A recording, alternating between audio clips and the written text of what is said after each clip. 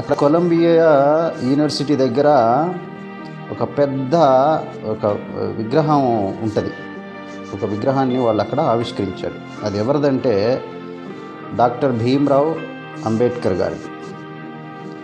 అక్కడ ఇలా రాసిందనమాట, మన విశ్వవిద్యాలయంలో చదివి వెళ్ళిన పూర్వ విద్యార్థి భారత రాజ్యాంగాన్ని రచించటం అనే మహోత్కృష్ణ కార్యాన్ని చేయడం మనకు గర్వకారణం అని కొలంబియా యూనివర్సిటీ 300 సంవత్సరాలైన సందర్భంగా ఆ విశ్వవిద్యాలయం వాళ్ళు అత్యంత ప్రతిభాశాలి అయిన విద్యార్థులు ఎవరని చెప్పేసి, టాప్ స్టూడెంట్స్ ఎవరని చెప్పేసి వాళ్ళు ఒక సర్వే నిర్వహించడం జరిగింది. అందులో 6 పేర్లు, ప్రముఖుల పేర్లు వచ్చినాయి. అందులో నెంబర్ 1 స్థానంలో ఉన్నది ఎవరంటే డాక్టర్ బిఆర్ అంబేద్కర్ గారి పేరు. బాబాసాహెబ్ గారి గౌరవార్థం ఆ కొలంబియా యూనివర్సిటీ ముఖద్వారం వద్ద ఆయన కాంస్య విగ్రహాన్ని వాళ్ళు అక్కడ పెట్టడం జరిగింది. ఆ విగ్రహ ఆవిష్కరణ బారాక్ ఒబామా గారి చేతుల మీదుగా జరపడం జరిగింది.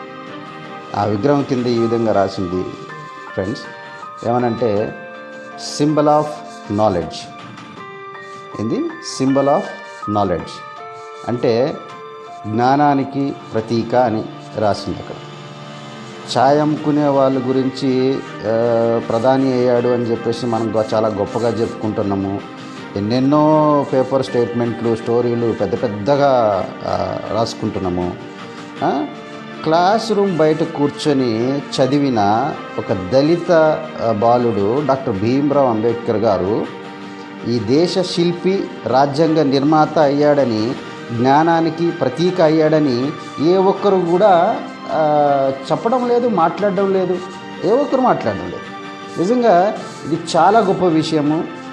కొంతమందికి దీన్ని షేర్ చేయడానికి ఇష్టపడకపోవచ్చు. నిజంగా మీకు ధైర్యం ఉంటే కనుక ఈ మెసేజ్ని 10 మందికి కాదు, 1000 మందికి కాదు, 100 మందికి కాదు, లక్షల మందికి షేర్ చేయండి. ఇంత గొప్ప విషయం అంబేద్కర్ గారి చరిత్ర.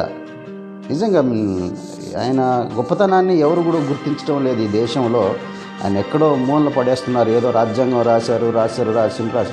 ఆ రాజ్యాంగాన్ని దాన్ని అడ్డం పెట్టుకొని చాలామంది బతుకుతున్నారు తప్ప నుంచి